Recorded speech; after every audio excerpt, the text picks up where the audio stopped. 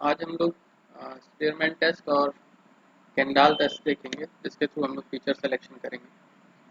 तो अगर हम लोग स्पीयरमैन टेस्ट की बात करते हैं, तो स्पीयरमैन जो टेस्ट है वो ऐसे रिलेशनशिप को आइडेंटिफाई करता है जो कि नॉन लीनियर हो। लास्ट टाइम हम लोगों ने देखा था, कौन सा टेस्ट हम लोगों ने देखा था लास्ट टाइम?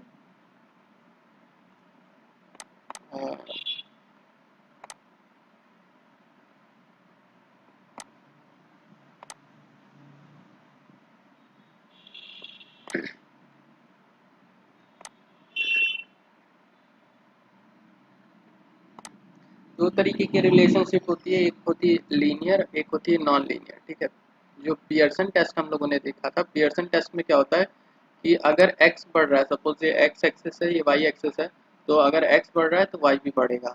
ठीक है, x बढ़ रहा है तो y भी बढ़ेगा। तो इस तरीके की रिलेशनशिप को बोलते हैं लीनियर। आई मीन जरूरी नहीं कि x बढ़ रहा है y भी बढ़ रहा है तो वो लीनियर ही रिलेशनशिप हो। जैसे अगर फंक्शन हुआ हमारा, लीनियर फंक्शन हो गया, जैसे y equals to M X plus C. ठीक है, तो ये लीनियर फंक्शन होता है।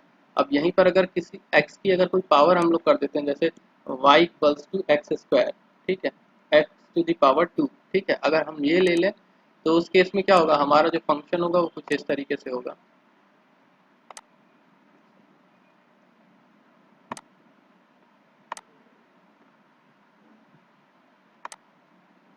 कुछ इस तरीके से होगा। ठीक है, तो ये क्या है, नॉन ली आई मीन है तो क्या पॉजिटिव रिलेशनशिप है दोनों के बीच में, बट क्या ये नॉन लीनियर, एक सिंगल लाइन को रिप्रेजेंट नहीं कर रहा है। ठीक है, ये क्या है, कर्वीलियर है। ठीक, ये वाला कर्व। तो जब पियर्सन टेस्ट करते हैं वो हम लोग तब करते हैं जब दो वेरिएबल के बीच में लीनियर रिलेशनशिप हो। लेकिन जब नॉन लीनियर रिलेशनशिप आती है तो उस केस में पियर्सन टेस्ट अच्छा रिजल्ट नहीं देता है। उस केस में हम लोग यूज़ करते हैं कौन सा, स्पीयरमैन टेस्ट करते हैं। स्पीयरमैन टेस्ट जो है वो नॉन लीनियर फंक्शन को, लीनियर को भी करता है, नॉन लीनियर दोनों तरीके के डिपेंडेंसी को चेक करता है। ठीक है, सपोज दो फीचर लिए, अगर उनके बीच में लीनियर रिलेशनशिप है तो भी चलेगा, नॉन लीनियर रिलेशनशिप है तो भी अच्छा रिजल्ट देगा। ठीक है, तो अगेन हम लोग वही सारी चीज़ें मानेंगे। एक हमारे पास जो जो फीचर सिलेक्शन का जो तरीका है, हाइपोथेसिस टेस्टिंग का जो तरीका है, वो सारे स्टेप हम लोग एक एक करके फॉलो करेंगे। तो सबसे पहला स्टेप हमारा क्या है, पहले तो डेटा सिलेक्शन, सॉरी, डेटा। ठीक है, किन दो वेरिएबल के बीच में हम लोग कोरिलेशन फाइंड आउट करने जा रहे हैं। तो सपोज दो वेरिएबल हमारे ये हो गए। दूसरा क्या होगा, हाइपो हाइपोथेसिस डिफाइन करेंगे। हाइपोथेसिस में दो हाइपोथेसिस डिफाइन करेंगे, एक होगा नल और दूसरा अल्टरनेट। ठीक है, तो नल हाइपोथेसिस हम क्या मानेंगे, नल हाइपोथेसिस यहाँ पर मानेंगे जैसे हम लोगों ने अब तक मानते आए हैं। जैसे पियर्सन में हम लोगों ने माना था दोनों वेरिएबल इंडिपेंडेंट है। क्या है, दोनों वेरिएबल इंडिपेंडेंट है। उसी तरीके से यहाँ पर हम लोग वही हाइपोथेसिस मानेंगे, क्या, इंडिपेंडेंट है दोनों वेरिएबल एक्स एंड वाई। ठीक है, हम ये मानेंगे। और साथ ही साथ जब हम लोग ये मान के चलते हैं तो एक एक चीज़ और हम लोग डिफाइन करते हैं, level of significance. Alternate hypothesis क्या हो जाती है, अभी लेवल ऑफ सिग्निफिकेंस पे आते हैं। डिपेंडेंट है अल्टरनेट हाइपोथेसिस, इसका जस्ट अपोजिट हो जाएगा। अब इसके बाद लेवल ऑफ सिग्निफिकेंस डिफाइन करते हैं। तो सपोज अल्फा या पी वैल्यू इक्वल्स टू 0.05। ठीक, वैसे ये हाइपोथेसिस टेस्टिंग के लिए अल्फा की ज़रूरत पड़ती है, फीचर सिलेक्शन के लिए अल्फा की ज़रूरत नहीं है। ठीक है, फीचर सिलेक्शन के लिए ज़रूरत नहीं है, और जब हाइपोथेसिस टेस्टिंग करनी होती है तब अल्फा की ज़रूरत होती है। अब इसके बाद क्या करेंगे हम लोग, टेस्ट करेंगे कौन सा, स्पीयरमैन टेस्ट करेंगे। और ये हमें क्या देगा, ये हमें स्पीयरमैन स्कोर रिटर्न करके देगा।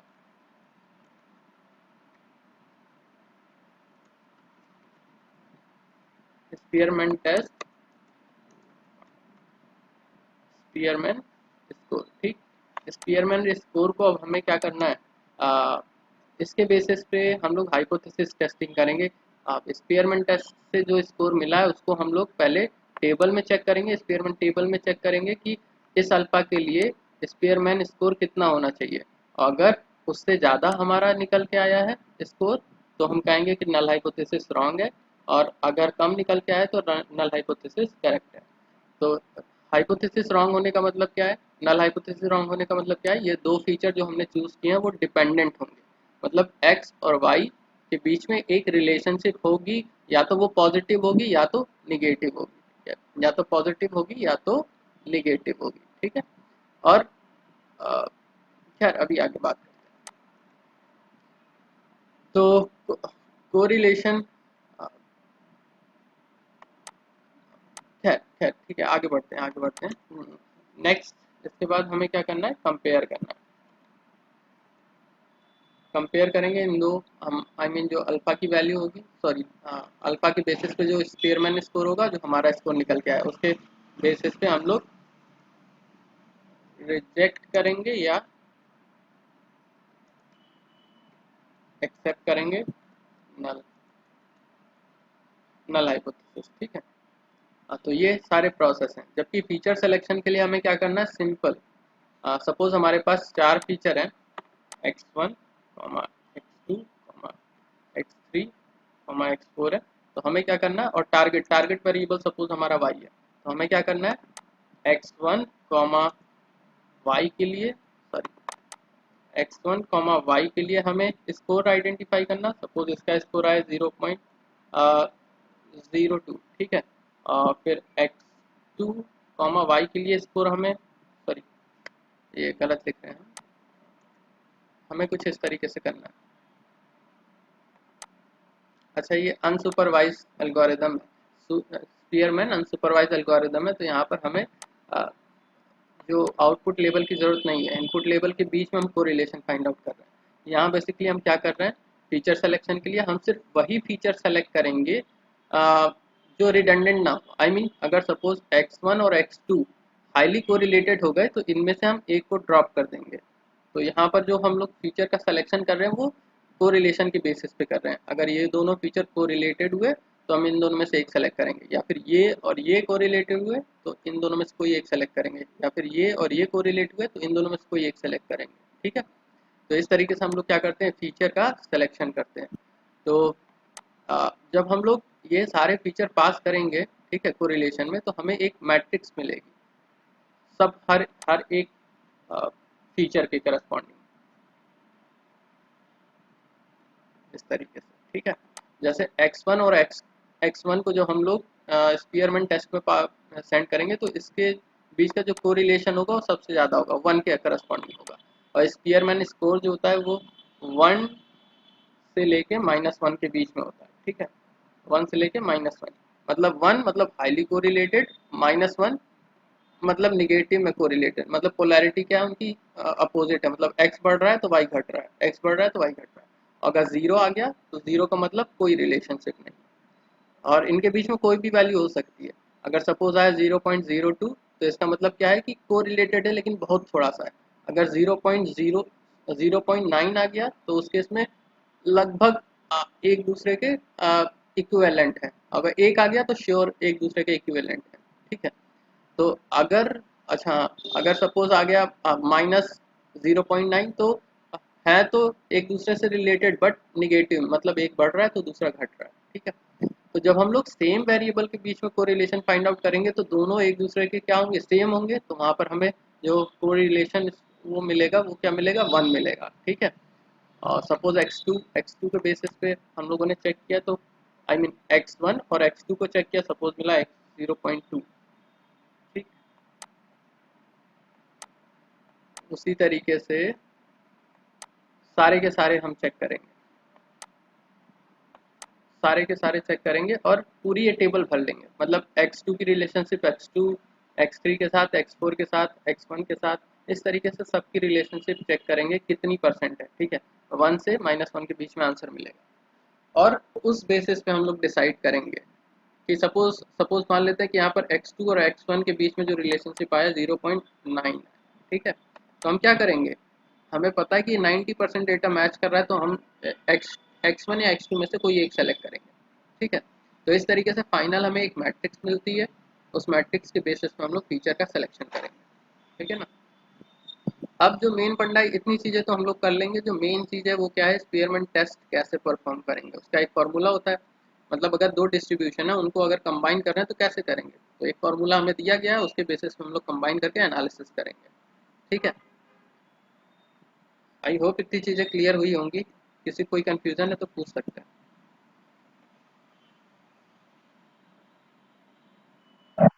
No sir. Okay. Yes sir. तो जो स्पीयरमैन टेस्ट करने के लिए हमारे पास एक फार्मूला दिया गया है, क्या, rho equals to 1 - 6 sigma D I square divided by N into N square minus 1। ठीक है, तो अब ये कैसे परफॉर्म किया जाता है। डी क्या चीज़ है, डी रैंक होती है। ठीक है, किसी फीचर की रैंक होती है। अब ये रैंक कैसे निकाली जाती है वो भी देखेंगे। एन क्या है, total number of rose, data set में कितनी रोज हैं। ठीक, तो सपोज अगर हम ये डेटा सेट ले रहे हैं तो यहाँ पर टोटल 10 रोज हैं, तो एन की वैल्यू क्या हो जाएगी, 10 हो जाएगी। ठीक है, तो अब एक काम करते हैं हम लोग, एक एक करके चीज़ें देखते हैं। कैसे कैसे हमें स्पीयरमैन टेस्ट परफॉर्म करना है। तो सबसे पहले हमारे पास दो फीचर हैं, हमने दो फीचर ले लिए और इनको चेक करना है कि ये दोनों डिपेंडेंट हैं कि इंडिपेंडेंट हैं। तो क्योंकि हम लोग स्पीयरमैन टेस्ट करने जा रहे हैं तो हमारी हाइपोथेसिस ये है कि ये दोनों इंडिपेंडेंट हैं। ये दोनों क्या है, इंडिपेंडेंट है। तो इसके बेसिस पे हम लोग क्या करने जा रहे हैं, स्पीयरमैन टेस्ट करने जा रहे हैं इस हाइपोथेसिस के बेसिस पे। ठीक, तो अब सबसे पहले हम क्या करेंगे, पहले फीचर की रैंकिंग फाइंड आउट करेंगे, दूसरे फीचर की रैंकिंग फाइंड आउट करेंगे। ठीक है, तो rank of English, rank of math. तो रैंक कैसे, जो सबसे हाईएस्ट है उसको 1, जो सबसे इस तरीके से, मतलब निगेटिव उसमें। ठीक है, तो सबसे हाईएस्ट 1, सबसे लोएस्ट उसको एक एक करके कम करते चले जाएंगे। ठीक है, तो जैसे यहाँ पर इसको 10 मिला हुआ है। ठीक, तो सबसे लोएस्ट क्या है 45, सबसे हाईएस्ट क्या है 1। तो इस तरीके से इंग्लिश की भी रैंक निकाल लेंगे, और मैथ की भी रैंक निकाल लेंगे। अब इन दोनों की रैंकिंग को हम क्या करेंगे, सब्सट्रैक्ट करेंगे। जैसे इंग्लिश की रैंक माइनस मैथ की रैंक 5, इंग्लिश की रैंक 3 और मैथ की रैंक 2, सब्सट्रैक्ट किया 1। अब इस तरीके से हमें सारी की सारी रैंकिंग का डिफरेंस मिल जाएगा, मतलब डी हमें मिल गया। अब फॉर्मूले में हमें डी स्क्वायर चाहिए, डी स्क्वायर का समेशन। तो पहले डी स्क्वायर निकालेंगे, मतलब इन सब का स्क्वायर कर देंगे और फिर लास्ट में इसका सम कर लेंगे। वही हमारा नॉमिनेटर हो जाएगा। और डिनोमिनेटर में क्या है, number of samples into number of sample का स्क्वायर माइनस 1। तो यहाँ पर n into N square minus 1 करेंगे, मतलब यहाँ पर 10 अगर डेटा पॉइंट्स हैं तो 10 इंटू टेन स्क्वायर माइनस 1। और फिर नॉमिनेटर मिल गया, डिनोमिनेटर मिल गया, 1 से माइनस कर दो। ठीक, और वही हमारी क्या हो जाएगी, स्पीयरमैन रैंक हो जाएगी। स्पीयरमैन स्कोर होगा, रैंक नहीं। ठीक है, रैंक अलग चीज़ है। रैंक का मतलब है कि रैंक का मतलब यह है कि सपोज हमने दो दो मीन रैंक का मतलब ये है कि अगर ये चारों फीचर हमने सेंड किए हैं तो उसके बेसिस पे किसकी इंपॉर्टेंस सबसे ज़्यादा है, उसकी रैंक सबसे ज़्यादा होगी। ठीक है, तो इस तरीके से करना है। अब इस हम लोगों ने ये समझ लिया कैसे हमें ये परफॉर्म करना है स्पीयरमैन टेस्ट। अब ये देख लेते हैं कि इसका कोड कैसे लिखा जाएगा। तो हम एक काम कर रहे हैं, आइरिस डेटा सेट हम इंपोर्ट कर ले रहे हैं अपने उसमें प्रोजेक्ट में, और उसको रीड करके पहले डिस्प्ले करा रहे हैं। तो यहाँ पर हमें ID, sepal length, sepal width, petal length, petal width और स्पीसीज मिल गया। ठीक है, अब हमें क्या करना है, आईडी को ड्रॉप कर लेते हैं, स्पीसीज को ड्रॉप कर लेते हैं, क्योंकि इनका कोई मतलब नहीं है। हमें क्या करना है, इन चार फीचर के बीच में कोरिलेशन फाइंड आउट करना है, क्योंकि ये आउटपुट लेवल है स्पीसीज, तो इसका कोई मतलब नहीं। हमें इनके बीच में कोरिलेशन देखना है, जिसके बीच में कोरिलेशन ज़्यादा होगा उसको ड्रॉप कर सकते हैं। ठीक है, तो इस सेपल लेंथ की सेपल लेंथ के साथ देखेंगे, सेपल विड्थ के साथ देखेंगे, पेटल लेंथ के साथ देखेंगे, पेटल विड्थ। इसी तरीके से सेपल विड्थ की सेपल लेंथ के साथ, पेटल लेंथ के साथ, पेटल विड्थ के साथ, और खुद इसके साथ। ठीक है, तो सेम के साथ अगर कोरिलेशन देखेंगे तो 1 ही आएगी, है ना, तो 1 ही आएगी। इसी तरीके से पेटल लेंथ और पेटल विड्थ का भी हम लोग करेंगे। तो एक काम करते हैं, हम लोग पहले दो फीचर सेलेक्ट कर ले रहे हैं, पेटल लेंथ और पेटल विड्थ। डेटा फ्रेम से दो फीचर सेलेक्ट कर ले रहे हैं, पेटल लेंथ और पेटल विड्थ, और इनका नाम हम लोग चेंज कर देंगे एक्स और वाई, पेटल लेंथ को एक्स और पेटल लेंथ को वाई।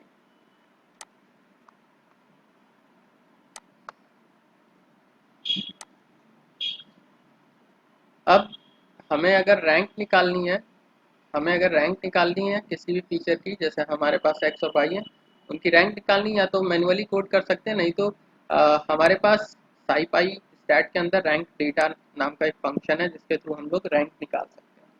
ठीक। तो रैंक डेटा एक्चुअली जो साईपाई है वो जो रैंक रिटर्न करता है वो अपोजिट में रिटर्न करता है। जैसे यहाँ अगर इस एग्जांपल की बात करें तो हाईएस्ट नंबर को फर्स्ट रैंक मिली है, जबकि ये लोएस्ट जो साईपाई है वो लोएस्ट नंबर को फर्स्ट रैंक देता है। ठीक है। वैसे कोई चेंजेस नहीं आएगा, आप डायरेक्ट भी कर सकते हैं, बट हमने यहाँ पर थोड़ा सा कोड इसलिए लिखा है ताकि जैसे मैक्स वगैरह जो हम लोगों ने हमने यहाँ यूज़ किया है वो इसलिए यूज़ किया है कि मैक्सिमम जो नंबर है, जो मैक्सिमम नंबर है उसको लोएस्ट रैंक मिले। ठीक है। जो मैक्सिमम नंबर है उसको लोएस्ट, जो लोएस्ट नंबर है उसे हाईएस्ट रैंक मिले। ठीक है। तो ये थोड़ा सा कोड लिखा है। और फिर क्या करेंगे, जैसे यहाँ पर हम लोगों ने रैंक कॉलम ऐड किया उसी तरीके से एक्स और वाई की रैंक कॉलम ऐड कर देंगे। ठीक है। देखते हैं हम लोग इसको प्रिंट करा के, तो यहाँ पर एक्स की रैंक आ गई और वाई की रैंक आ गई। ठीक है। अब इसके बाद हमें क्या करना है, जो डी है, डी निकालना है, मतलब rank of X minus rank of Y. तो हमें एक और कॉलम ऐड करने जा रहे हैं इसमें, जिसमें हम डी स्क्वायर डालें। तो पहले हम लोग सब्सट्रैक्ट करेंगे rank of X minus rank of Y, फिर उसका स्क्वायर करके इसी में ऐड कर देंगे। ठीक है। डेटा फ्रेम में डी स्क्वायर ऐड कर देंगे। तो डी ना निकाल के डायरेक्ट डी स्क्वायर हम लोग निकाल लें। डी स्क्वायर हमारा आ गया। अब इस डी स्क्वायर का हमें क्या करना है, सम करना है। तो डी स्क्वायर डॉट सम, और फिर फॉर्मूले में क्योंकि सिक्स भी है, यहाँ सिक्स भी है, तो सी सिक्स से मल्टीप्लाई करेंगे तो हमें नॉमिनेटर मिल जाएगा। अच्छा, लास्ट टाइम जो हम लोग कर रहे थे, लास्ट टाइम एक प्रॉब्लम हो रही थी, जो जीरो बार बार आ जा रहा था, वो इसलिए आ रहा था कि हम लोग डी स्क्वायर नहीं निकाल रहे थे, सिर्फ डी का सम कर दे रहे थे, इसलिए जीरो जीरो आ जा रहा था। डी स्क्वायर का सम करेंगे तो जीरो नहीं आएगा। लास्ट टाइम यही गलती हो रही थी, डायरेक्ट डी का सम कर दे रहे थे। ठीक है। तो यहाँ पर हम लोग डी स्क्वायर का सम करके सिक्स से मल्टीप्लाई करके नॉमिनेटर में डाल दे रहे हैं, और डिनोमिनेटर में क्या होगा, टोटल डेटा पॉइंट, जितने भी डेटा पॉइंट है इनटू डेटा पॉइंट का स्क्वायर माइनस वन। ठीक है। तो ये डिनोमिनेटर हो जाएगा। तो हमारे जो डेटा सेट है, आयरिस डेटा सेट है, उसमें टोटल 150 रोज है।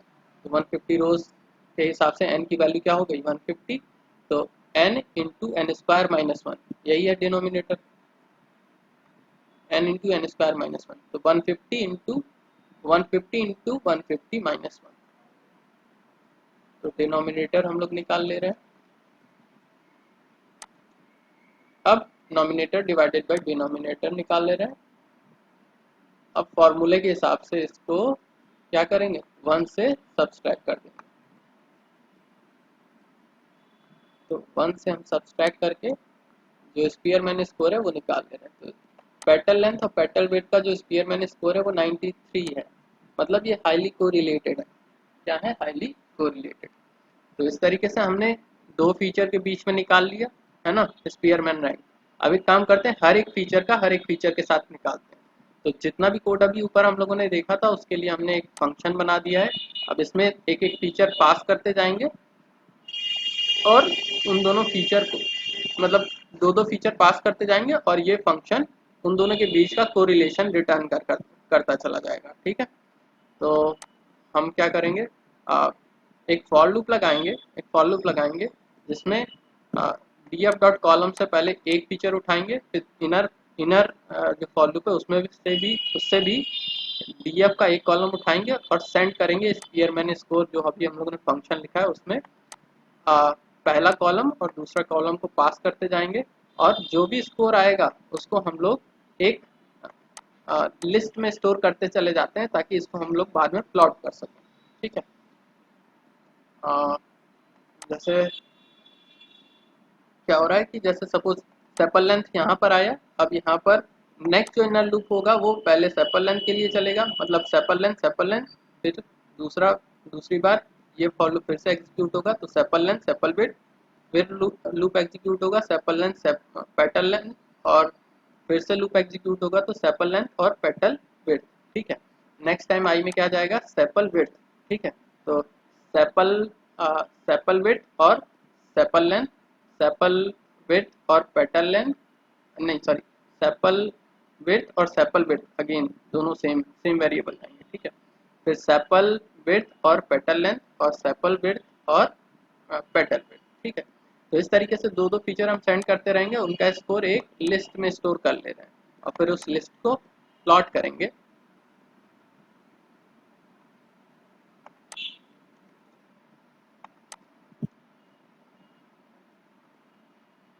ठीक है, तो ये मैट्रिक्स मिली है, मतलब sepal length, sepal width, sepal length और सेपल लेंथ के बीच का स्कोर 1 आया है। फिर सेपल लेंथ और सेपल विड्थ के बीच का स्कोर सेपल लेंथ और सेपल सॉरी पेटल लेंथ के बीच का स्कोर है। फिर सेपल लेंथ और पेटल विड्थ के बीच का स्कोर है। इसी तरीके से ये क्या है, सेपल विड्थ।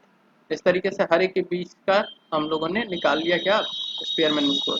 अब इसको प्लॉट करके देख लेते हैं इस मैट्रिक्स को, तो अच्छे से क्लियर होगा। हीट मैप इसका ड्रॉ कर लेते हैं। तो हीट मैप एक तरह की मैट्रिक्स होती है जो सेम कॉलम के बीच में ड्रॉ करी जाती है, जैसे sepal length, sepal length, sepal width, sepal width, petal length, petal length, petal width, petal.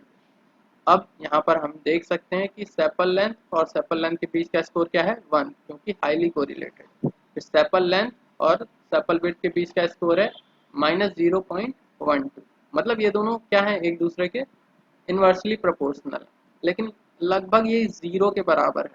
तो हम ये कह सकते हैं कि इस फीचर को हम लोग ये कह सकते हैं कि ये दोनों मतलब सेपल लेंथ और सेपल विड्थ के बीच में कोई रिलेशनशिप नहीं है, ठीक है, ये कह सकते हैं। नेक्स्ट है सेपल लेंथ और पेटल लेंथ पर 80% ऑलमोस्ट क्या हो रहा है, आ, कह सकते हैं कि मैच कर रहा है 80%, तो अगेन इसको कंसीडर कर सकते हैं रिमूवल के लिए, ठीक है। नेक्स्ट क्या है, सेपल लेंथ और पेटल विड्थ, तो 84%, सॉरी ये 89 था, ये 84 है, ठीक है। तो ये भी 84% मैच कर रहा है, ठीक है। एक जगह हम लोग यहाँ पर ये देख रहे हैं कि पेटल विड्थ और पेटल लेंथ ये दोनों हाईली क्या है, कोरिलेटेड है। तो इनको इनको रिमूव किया जा सकता है, इन दोनों में से कोई एक चूज किया जा सकता है। बट इन दोनों में से किसको चूज करना है, ये भी थोड़ा थोड़ा सा ट्रिकी है। ये भी थोड़ा सा ट्रिकी है कि पेटल लेंथ को रिमूव करना चाहिए कि पेटल विड्थ को। अब इसके लिए हम लोग पेटल लेंथ का कॉलम देख सकते हैं कि पेटल लेंथ आई मीन इसके लिए हम लोगों को या तो एनोवा टेस्ट करेंगे, एनोवा, या बेहतर होगा कि आप लोग जो फिशर टेस्ट अगर इस पे करें कि पेटल लेंथ और इसका फाइनल जो लेवल है, स्पीसीज जो लेवल है, ठीक है। पेटल लेंथ और स्पीसीज को जब टेस्ट करेंगे और पेटल विड्थ और स्पीसीज को जब टेस्ट करेंगे, तो जिसका स्कोर हाई होगा उसको रखेंगे और नेक्स्ट वाले को रिमूव कर देंगे। जैसे स्पीसीज और पेटल लेंथ का हमने टेस्ट किया, कौन सा, फिशर टेस्ट किया, और हमें पता चला कि पेटल लेंथ का स्कोर ज़्यादा आया और पेटल विड्थ का स्कोर कम आया, तो पेटल लेंथ को रखेंगे और पेटल विड्थ को हटा देंगे, ठीक है। तो इस तरीके से हम लोग कर सकते हैं कि मतलब जो हमारा फाइनल स्कोर है वो पेटल लेंथ पे ज़्यादा डिपेंड कर रहा है, पेटल विड्थ पे कम डिपेंड कर रहा है। ये इसके कहने का मतलब ये, ठीक है। तो इसी वजह से जो वो हमारा क्या कहते हैं, फिशर टेस्ट है, वो इसीलिए रिजल्ट अच्छा देगा, ठीक है, क्योंकि पेटल लेंथ और स्पीसीज ज़्यादा वो होंगे, मतलब डिपेंडेंट होंगे। और ये ऑलरेडी हम लोग ईडीए की पहली क्लास में देख चुके हैं कि पेटल लेंथ सबसे ज़्यादा इंपॉर्टेंट फीचर था हम लोग के पास, ठीक है। तो इस तरीके से हम लोग क्या करते हैं, स्पीयरमैन टेस्ट करते हैं डेटा सेट पे, ठीक है। अब एक काम करते हैं,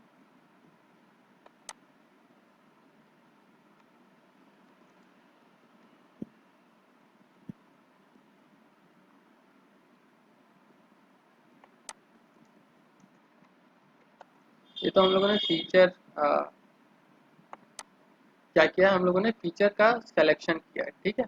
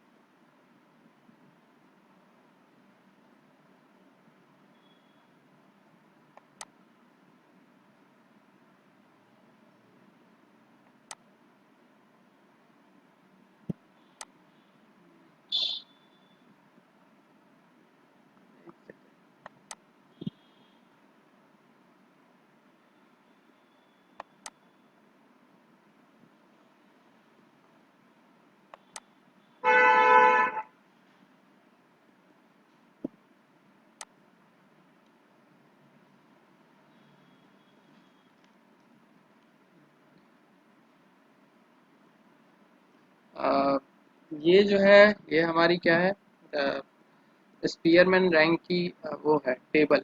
ठीक है, ये क्या है, स्पीयरमैन की टेबल। अब इसके बेसिस पे हम लोग हाइपोथेसिस टेस्ट करेंगे। हम लोगों ने फीचर सिलेक्शन कर लिया बट हाइपोथेसिस टेस्टिंग नहीं की है हम लोगों ने। ठीक है, तो हम लोग ये मान के चल रहे हैं कि अल्फा की वैल्यू क्या है, मतलब पी वैल्यू या सिग्निफिकेंस लेवल क्या है, 0.05। अब यहाँ पर देखो दो दिया हुआ है, एक अल्फा दिया है, एक माइनस अल्फा दिया है। तो क्योंकि स्पीयरमैन माइनस और प्लस दोनों के लिए रिजल्ट देता है, ठीक है, माइनस और प्लस दोनों के लिए रिजल्ट देता है, मतलब आई मीन जो डिस्ट्रीब्यूशन होगा वो समथिंग लाइक दिस होगा। अ,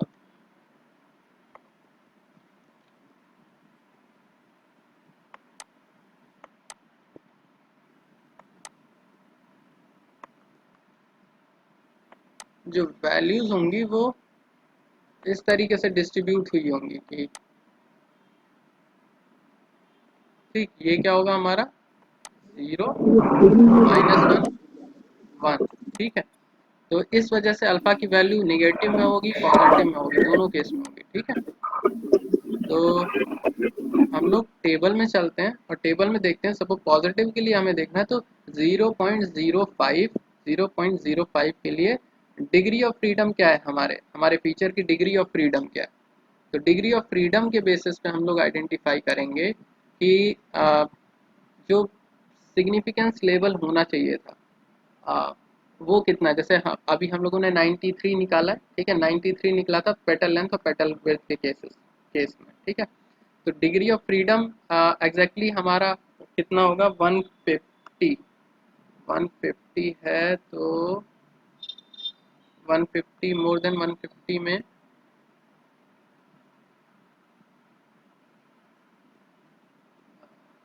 तो 0.05, 0.16 है। ठीक है, 0.16 है।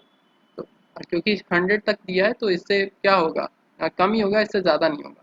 ठीक है, तो 0.05 के लिए 0.165, मतलब जो हमारी नल हाइपोथेसिस है वो कह रहा है कि अगर 1.165 के अंदर आपका स्कोर आया स्पीयरमैन स्कोर तो उसी केस में आपका नल हाइपोथेसिस करेक्ट होगी। लेकिन हमारा जो स्कोर आया है वो आया 0.93 आया हुआ, तो मतलब नल हाइपोथेसिस रॉन्ग है, मतलब वो दोनों इंडिपेंडेंट नहीं है, मतलब पेटल लेंथ और पेटल विड्थ इंडिपेंडेंट नहीं है। और वाकई में इंडिपेंडेंट नहीं है ना, वाकई में इंडिपेंडेंट नहीं है, क्योंकि दोनों के बीच में जो कोरिलेशन है वो 0.93 आया है, इतना ज़्यादा आया है। ठीक है, तो क्योंकि वो लोग डिपेंडेंट नहीं है, वो दोनों क्या होंगे, हाईली कोरिलेटेड होंगे।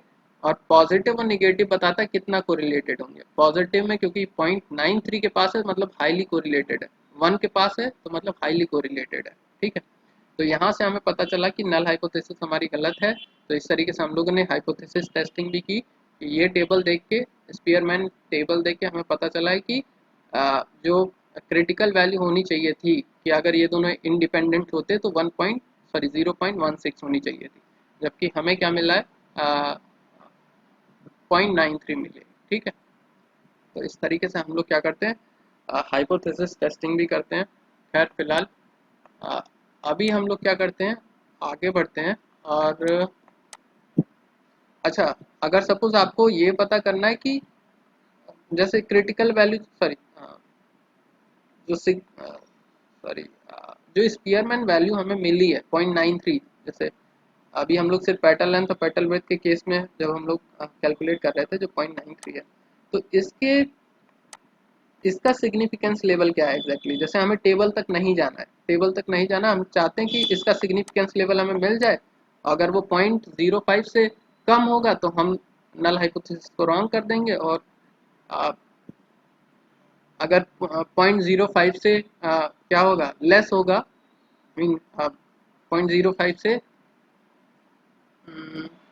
पॉइंट 0.05, सॉरी सॉरी सॉरी, उल्टा बोले जा रहे हैं हम। ठीक है, ये है हमारा 0.05। ठीक है, और इधर हम लोग बढ़ते जाते हैं। ठीक है, अगर 0.05 से क्या हुआ, कम आया, तो उस केस में हम कह देंगे क्या कि जो हमारी नल हाइपोथेसिस है वो रॉन्ग है। एक्चुअली क्या हो रहा, 0.93 होगा ना कहीं इस पूरे स्केल पे। जैसे अगर ये 1 है, ये सपोज 1 है, ठीक है, -1 से 1 के बीच में होगा ये डेटा पॉइंट। ठीक है, तो जो लेवल ऑफ सिग्निफिकेंस 0.5 बता दिया, इसने बताया है कि पॉइंट 16, ठीक है, पॉइंट 16। तो काफ़ी कम है, ये काफ़ी कम है, ठीक है। सपोज मान लेते हैं ये यहाँ पर है, तो इसके बाद के जितने भी डेटा पॉइंट हैं ये सारे रिप्रेजेंट कर रहे हैं अल्टरनेट हाइपोथेसिस को, और ये रिप्रेजेंट कर रहे हैं करेगा नल हाइपोथेसिस को, ठीक है। तो एग्जैक्टली हमें क्या करना है कि जो हमारा वैल्यू आई है 0.993, अगर उसका हमें सिग्निफिकेंस लेवल मिल जाए तो हम उसी को कंपेयर करा लेंगे। अगर 0.05 से लेस है तो उसको नल हाइपोथेसिस को रॉन्ग बोल देंगे। अगर नल हाई आई मीन जो इसका 0.93 का सिग्निफिकेंस लेवल अगर 0.05 से क्या है, ग्रेटर है, तो उस केस में कह देंगे कि नल हाइपोथेसिस हमारी करेक्ट है, ठीक है। तो इसके लिए हमारे पास एक लाइब्रेरी, साइपाई लाइब्रेरी में स्पीयरमैन आर करके एक टेस्ट होता है, ठीक है। स्पीयरमैन आर करके एक टेस्ट होता है, जैसे पियर्सन में हम लोगों ने देखा था, उसी तरीके से स्पीयरमैन में भी साइपाई के अंदर सॉरी साइपाई के अंदर कोरिलेशन के अंदर हमारे पास स्पीयरमैन आर नाम का फंक्शन है, जो कि स्पीयरमैन स्कोर भी रिटर्न करके देता है और उस पर्टिकुलर स्कोर का पी वैल्यू क्या है, सिग्निफिकेंस लेवल क्या है, वो भी रिटर्न करके देता है, ठीक है। तो आज का असाइनमेंट यही है कि आप लोग साइपाई लाइब्रेरी को साइपाई लाइब्रेरी के थ्रू आयरिस डेटा सेट पे टेस्ट करेंगे, उसका स्कोर और पी वैल्यू दोनों बताएंगे। जैसे अभी हम लोगों ने जो कोडिंग की है वो सिर्फ और सिर्फ रिटर्न करके देता है स्पीयरमैन स्कोर, लेकिन जो साइपाई के अंदर फंक्शन है स्पीयरमैन स्कोर, वो रिटर्न करके देता है स्कोर भी, साथ ही साथ उसकी पी वैल्यू भी, कि उस पर्टिकुलर स्पीयरमैन स्कोर की पी वैल्यू क्या है। तो जाहिर सी बात, अगर वो उसकी P value I mean significance value अगर 0.05 से ग्रेटर आ गई तो एक्सेप्ट नल हाइपोथेसिस, और लेस आ गई तो रिजेक्ट, ठीक है। तो आज का असाइनमेंट यही है, आप लोग करेंगे छोटा सा 2 लाइन का कोड, 2 या 3 लाइन का कोड है, वो आप लोग करके देखेंगे, ठीक है। स्पीयरमैन टेस्ट के बारे में इतना ही। नेक्स्ट अब हम लोग पढ़ने जा रहे हैं किंडाल टेस्ट।